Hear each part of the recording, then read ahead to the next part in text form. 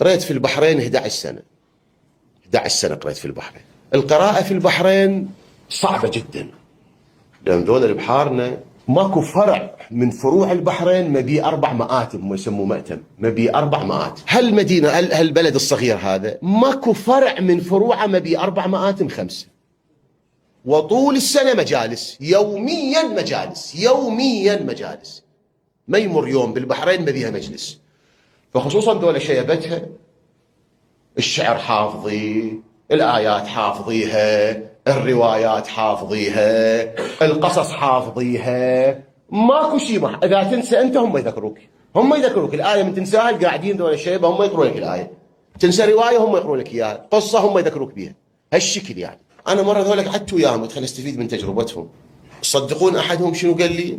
قال لي شيخنا أنا أمتلك خبرة الخطيب قبل لا يصعد المنبر من المشية مالته، من طريقة مشيته، وقعدت على المنبر أنا أعرفه هذا راح أستفيد منه يوم ما أستفيد منه.